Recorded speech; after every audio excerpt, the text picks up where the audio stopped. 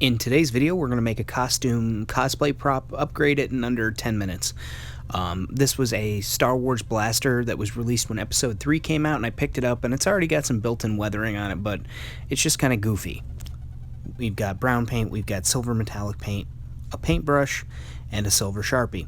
I've also got a recyclable shop rag here. I like them because you can fold them over and use them multiple times. Right here I'm putting some silver metallic paint down on the paper towel, and I'm using this dry brush. It actually is a dry brush, wiping most of it off, and now I'm just starting to hit all the highlights over this gun.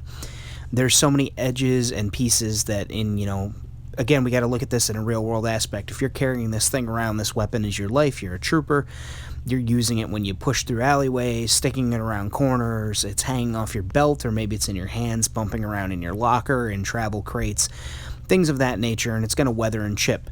In the real world, bluing on guns and the protective coatings on firearms does get broken down and stripped down with warfare, so that's kind of what I'm going for here. And also, you start adding silver to these black pieces, and it makes the edges stand out. It makes it more photograph ready.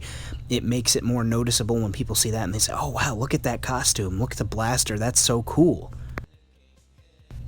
Now I'm really feathering it on in different directions and changing how I put it on throughout this, and sometimes I'm just going to apologize right now. I accidentally go off camera. I'm still trying to learn this camera setup. Now that I'm back home in my home workshop, though, I'll have a little more control over it. I'm actually going to be building an overhead filming rig, so I'll be able to get those overhead shots and continue my work without having to worry about where the camera is in relation to what I'm doing.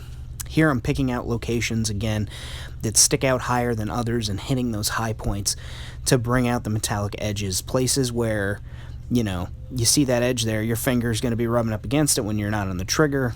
Inside of the I guess would be an injection port on a real gun. I don't quite understand why it's there for the Star Wars blasters. Would be a little more worn than the area around it. The back, maybe they strike a Twi'lek in the back of the head for committing crimes with the butt of the gun, so I'm hitting that area and trying to just pick up highlights, add a little bit of silver so that it reflects light and gives it a more metallic look than just that black plasticky shine that they attempted to do at the toy factory. I got this toy mint from the factory, from a toy store that was still in the package, so it was mint from factory, but otherwise it's in great shape.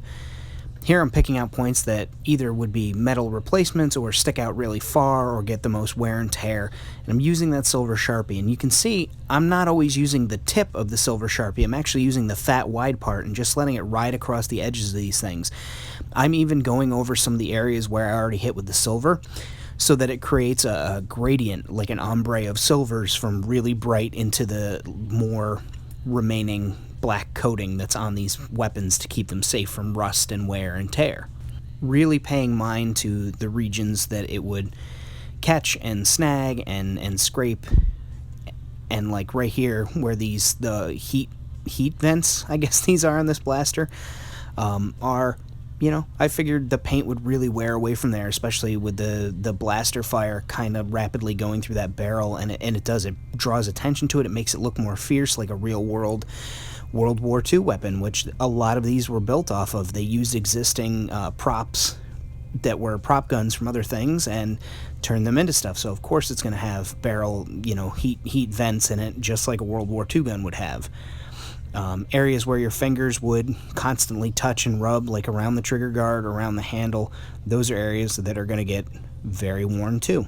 Picking out the screw heads, picking out areas around the screws, the safety I hit there. I can't imagine a stormtrooper would be thumbing their safety very often, but who knows, maybe the Empire had really strict regulations on that and you didn't want to get caught. Here I'm going over some of the banding that's on there and just making it silver, making it pop, picking out areas that, will draw the eye to it. I want it to sell like, hey, this is a real thing. Maybe it is made of metal, maybe it's not plastic. It's pretty cool, but I still kept that red tip on there. I want to have that safe thing for photos at cons, photos for Halloween costumes, even, little short YouTube videos like this. Back on the end here, I'm going over the edges on the scope, just picking out some spots where there'd be scratches, a little bit of wear and tear. I've said it again, and I don't want to spend too much time repeating myself, but see the detail that just produced? Just by going over the edges, all of a sudden you can see all the grooves in there. You can see the hard work that the sculptors who recreated these toys based off of movie images went through to create that level of value, and now here we are, we're just boosting that level of value. Alright, so we folded our paper towel, and this is one of many different ways. You could have made a brown wash with some water, done multiple passes. I just wanted a quick and easy way to add a little bit of production value to this toy, so I just smeared it on into the cracks, got as much of it out with the paper towel, let that glob of paint that's on the paper towel get into other cracks and wipe it away, and that's pretty much it. I can go ahead and seal this with a clear coat if I want to, and make sure that that's done, and it's going to stand out.